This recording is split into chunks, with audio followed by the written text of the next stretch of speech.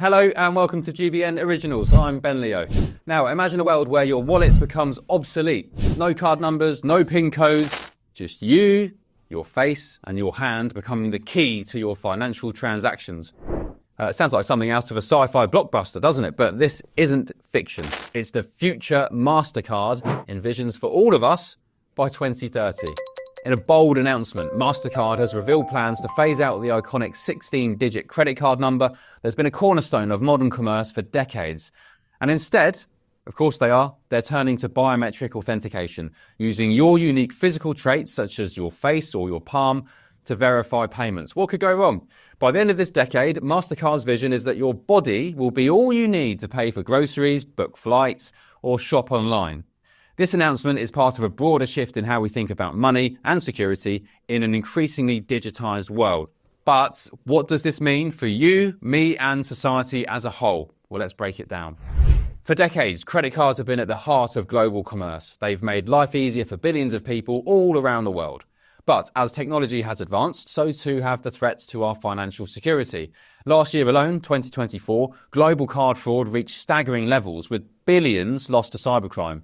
Data breaches exposed sensitive card details from some of the world's biggest corporations, such as Marriott, Ticketmaster, and even major retailers weren't spared. So this isn't just an inconvenience, it's an absolute crisis. Because every time you swipe or tap your card at a payment terminal or enter your details online, you're exposing yourself to potential fraud. Criminals are getting smarter and even more sophisticated each and every year. This escalating crisis has pushed companies like Mastercard and Visa too to rethink how we pay and how we protect ourselves. Their solution? Biometrics. Your fingerprints, your face, even the palm of your hand, combined with advanced tokenization technology. So how does that all work then? Biometric authentication is simple, yet incredibly powerful. Instead of storing your credit card number on a physical card or in an online system where it can be stolen by hackers, tokenization converts it into a unique digital identifier stored securely on your device or in a cloud-based system. This token is meaningless to anyone who tries to steal it because it can only be verified when paired with your personal biometric data. When you make a payment using biometrics, whether it's through facial recognition or scanning your fingerprint, the system verifies both the tokenized data and your physical traits. This ensures that even if hackers breach a system or intercept payment data, they just can't access anything useful. The goal is clear: eliminate vulnerabilities in traditional payment systems while making transactions faster and more convenient for consumers. Mastercard isn't alone in this revolution. We've already mentioned Visa. They're making strides with biometric payment technology.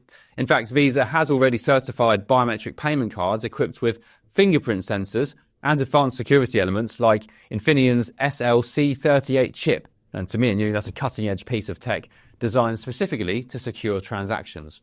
These innovations are being tested and rolled out all around the world. In Australia, Mastercard has partnered with AMP Bank back in 2022 to launch its very first numberless cards. And these cards didn't display any visible account numbers or expiration dates, which is, according to them, a significant step forward to eliminating physical identifiers altogether. Meanwhile, Visa-certified solutions like IDEX Pay and Secora Pay Bio are paving the way for adoption across Asia, Pacific markets and beyond. So the race really is on between these two giants, Mastercard and Visa, to define the future of how we spend our money. But there's more at stake here than just convenience at checkout counters. The rise of biometric payments is part of a much larger trend, the convergence of digital identity systems with financial transactions. Think about it for a second. Biometric authentication ties your unique physical identity directly to your financial activity. And it doesn't stop there. All around the world, governments and corporations are developing systems that link biometric data with everything from healthcare records to legal identification apps. Proponents of this, well, they argue that this kind of integration will enhance security and make you safe and make it all seamless for everyone involved. Imagine being able to access government services or medical care simply by scanning your face or your palm. Sounds ideal on paper. But critics warn that this could lead us down a very slippery slope indeed towards centralized control over personal data. Once biometric systems are fully implemented on a global scale, just who will control them? And what will happen if or when they're abused? Biometrics promise unparalleled security against fraud, but they also come with significant risks too. Unlike passwords or PINs, which can be reset if compromised, you can't just change your face or fingerprints if they're stolen, even if you might like to at times. Experts have raised concerns about what happens when biometric data falls into the wrong hands. Cybersecurity analysts point out that once stolen, biometric data is essentially gone forever. Poof. It can't be replaced like a lost credit card number. Privacy advocates also have sounded alarms about centralized databases storing vast amounts of biometric information. These databases, these hubs, can become prime targets for hackers, or, worse yet, tools for mass surveillance by governments or corporations or nefarious states. The risks are real, but so too apparently are the benefits, because surveys show that over 80% of consumers are willing to use fingerprints instead of PIN codes for high-value transactions because they see biometrics as faster and more secure than traditional methods.